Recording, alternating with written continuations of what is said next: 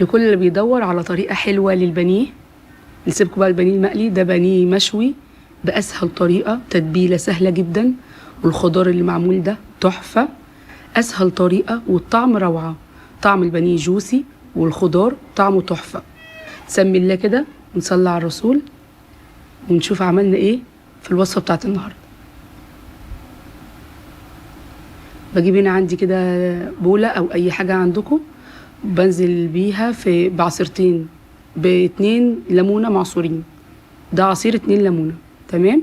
البهارات بقى بكون محضراها من كل حاجة، نص معلقة صغيرة، نص معلقة صغيرة من الفلفل الأسمر، نص معلقة صغيرة من البابريكا، نص معلقة من الثوم البودر والبصل البودر والكاري برضو نص معلقة صغيرة من كل حاجة. زي ما قلت لكم نص معلقة صغيرة. بكون محضرة البانيه غسله طبعا كويس بالليمون وعصر حبة كده من الدقيق، غسلتهم كويس وسبتهم يتصفوا.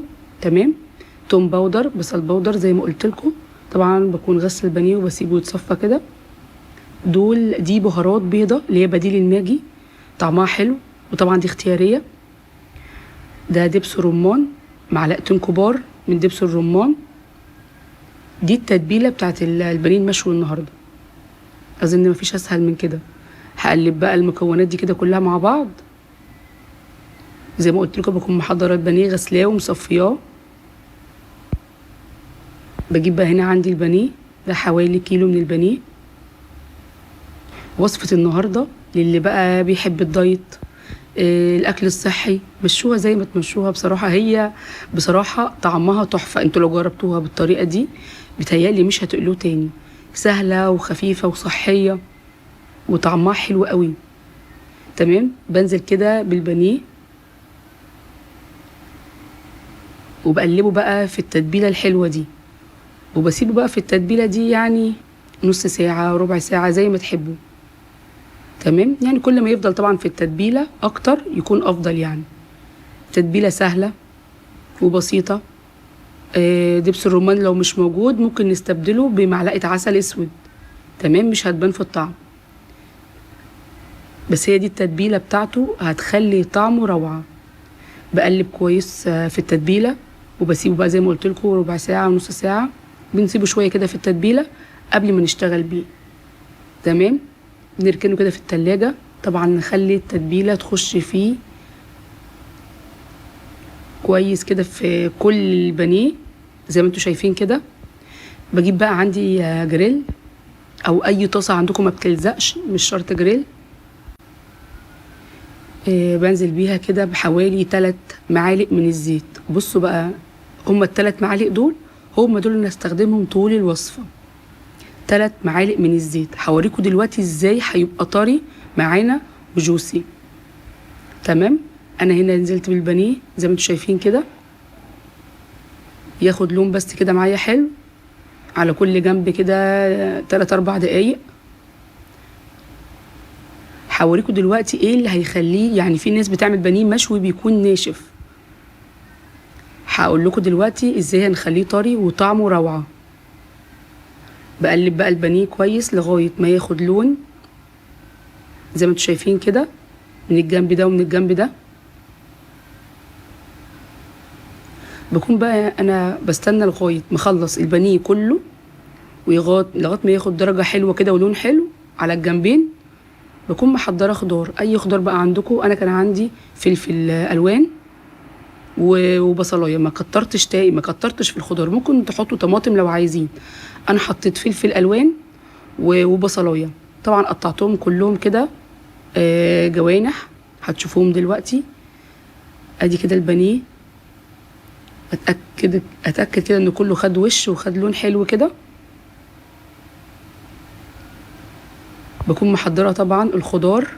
بشيل بقى كده كل البانيه اللي انا شويته، بكون بحضره بقى الخضار جنبي. طبعا الخضار زي ما قلت لكم زي ما تحبوا. انا كنت عامله فلفل الوان وبصلايه بس متقطع كله تقطيعه مقربه لبعض. بركن بقى كده القطعتين دول كده على جنب، وبجيب عندي الخضار اللي انا مقطعاه.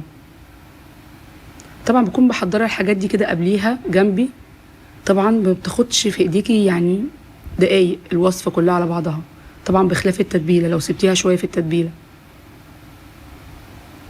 عايزة اقول لكم انا جربت طرق قبل كده للبانيه المشوي، بس دي اطعم طريقة، هيبقى معاكم طري وطعمه تحفة. بكون محضرة طبعا الخضار زي ما قلت لكم كده، بصلاية وسط، 2 من الفلفل الالوان طبعا لو متوفر اي نوع فلفل عندكم، فلفل العادي الاخضر تمام. الخضار برضو عايزين في ناس بتكون تحط جزر كمان مبشور زي ما تحبوا. انا نزلت هنا بالخضار ده وحطيت حبة ملح صغيرين وحبة فلفل اسمر، بشوحهم بقى لمدة دقيقتين 3 كده. يعني انا مش هخليه يدبل، يعني برضو لسه محتفظ باللون بتاعه تمام. بشوحه بقى كده حلو على الجريل بنفس ال3 معالق زيت اللي انتوا شفتوهم في الاول، هم اللي هنكمل بيهم بقيه الوصفه.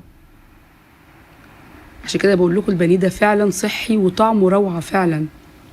بقلب بس كده البانيه لمده يعني زي ما قلت لكم من دقيقتين ل3، ياخد بس لون ما يتبلش معايا، ومكون محضره كل البانيه اللي انا كنت شاوياه، ياخد بس كده لون معايا. شكل الخضار اصلا تحفه. بنزل بقى بالبانيه كله وبسيبه لمده دقيقتين 3 تمام مع الخضار، وبغطي كده وغطي خالص على النار. بعد دقيقتين 3 هتلاقوا البانيه المشوي ده كله بقى طري وجوسي، طبعا واخد لون حلو مع الخضار اللي اتشوح وخد لون تمام. هيطلع معاكم روعه.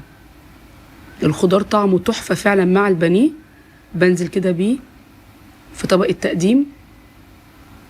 انا شايفاها دي انسب واطعم فكره للبانيه المشوي، مش هيطلع معاكم ناشف. فكره الخضار وهو بيتشوح معاه هتدي طعم حلو قوي ليه، ومش هيبقى ناشف معاكم، بالعكس هيبقى طري وجوسي، وطعم الخضار هتلاقوه مميز ما شاء الله.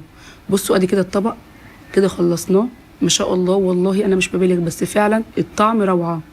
طعم البانيه المشوي دي احلى طريقه انا جربتها للبانيه المشوي ما شاء الله. الشكل والطعم تحفه. يعني لو في اي عزومه عندك وحابه تعملي الطريقه دي هتنفعك جامد والكل هيشكرك عليها. بصوا المنظر والشكل في الاخر ما شاء الله اللهم بارك، حاجه كده روعه والله. بصوا شكل البانيه من بره كده واخد لون حلو ومن جوه جوسي ما شاء الله. لو الوصفه بقى عجبتكم لايك وشير واشتراك في القناه. اشوفكم على خير، سلام.